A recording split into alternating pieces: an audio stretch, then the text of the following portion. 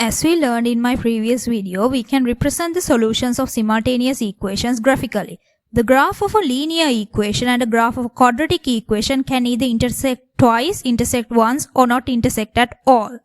Before going to the graphs, let's take a look at this example. Y equals 6x squared plus 3x minus 7, y equals 2x plus 8. So, label y equals 6x squared plus 3x minus 7 as your first equation and y equals 2x plus 8 as the second equation.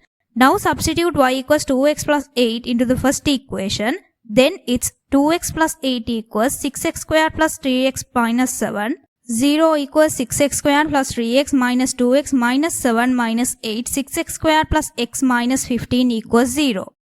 After substituting, you can use the discriminant of the resulting quadratic equation, in this case 6x squared plus x minus 15 equals 0, to determine the number of points of intersection. For a pair of simultaneous equations that produce a quadratic equation in the form ax squared plus bx plus c equals 0, if b squared minus 4ac is greater than 0, then there are two real solutions. The graph would have either one of the shapes below depending on the coefficient of x squared. If b squared minus 4ac equals 0, then there is one real solution. The graphs would take one of these shapes. If b squared minus 4ac is less than 0, then there are no real solutions and the graph would take one of the shapes shown here.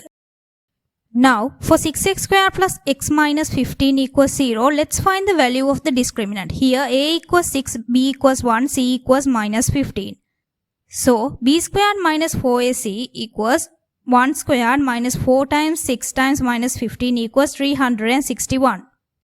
Since b squared minus 4ac is greater than 0, there are two real solutions and hence the graphs y equals 6x squared plus 3x minus 7 and y equals 2x plus 8 have 2 points of intersection. Y equals x minus 2 squared, y equals 3x minus 2. First, I'll draw these two graphs on separate axes to make it clear. Y equals x minus 2 squared, when x equals 0, y equals 4, when y equals 0, x equals 2.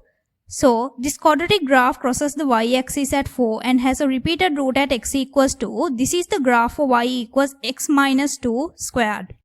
Y equals 3x minus 2. When x equals 0, y equals minus 2, and when y equals 0, x equals 2 over 3. This line graph crosses the x-axis at 2 over 3 and y-axis at minus 2.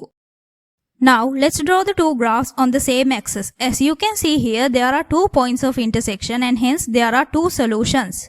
You can read off the coordinates of the points of intersection from the graph to find the solutions to this pair of simultaneous equations. So, the coordinates are 1, 1 and 6, 16 and hence the solutions are x equals 1, y equals 1 and x equals 6, y equals 16.